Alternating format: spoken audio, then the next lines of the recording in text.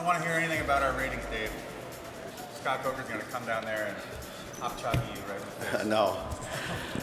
I think after that first fight, Josh kind of beat me up pretty good, and he helped me reinvent myself as a fighter. Not only did I, learn to take the center and be a smarter fighter and, not get outpointed, but he helped me learn to take my job seriously. I think at the time I just, I trained and did my stuff, and after that fight I've treated everything like a real professional, and I've structured my training camps, and I train hard, I eat smart, I write everything out, I treat it like a real professional, and it's my career now, and since that loss, that's how it's been, and things have been going well. Not really much has changed for me in the second fight, basically just following a different game plan, just not being excited in there to fight.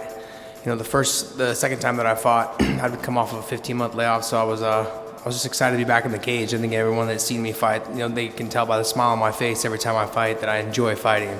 I love it. So not much has really changed. Just I'm gonna change my game plan. It's just gonna fight a lot smarter. That's really what it comes down to.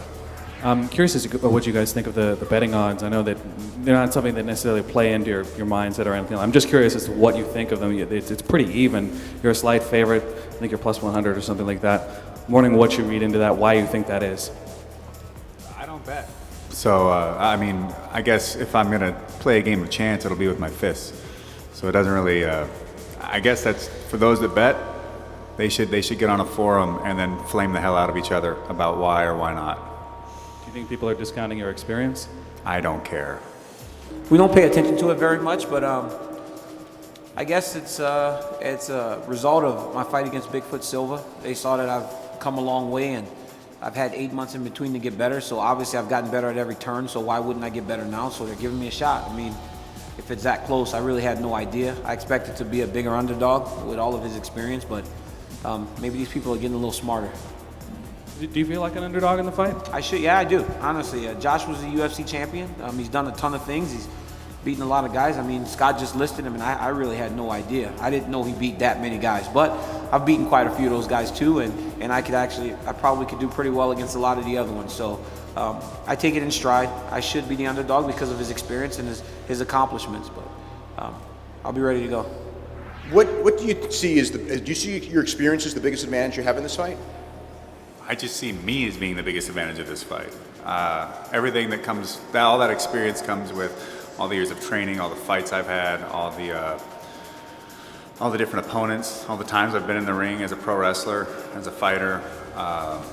There's a lot. Experience is a pretty easy word to throw around, but I don't think it's as simple to just say experience. It's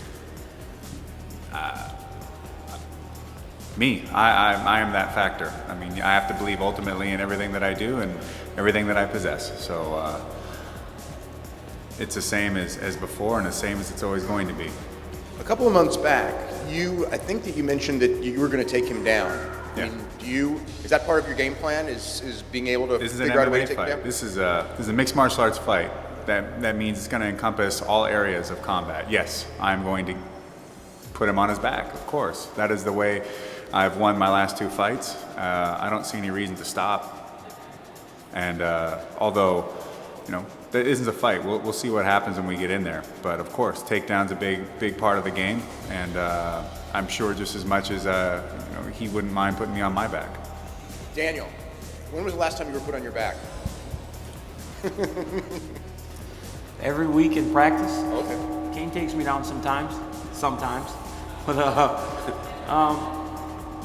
I'm gonna get some takedowns. You guys want to see me take Josh down?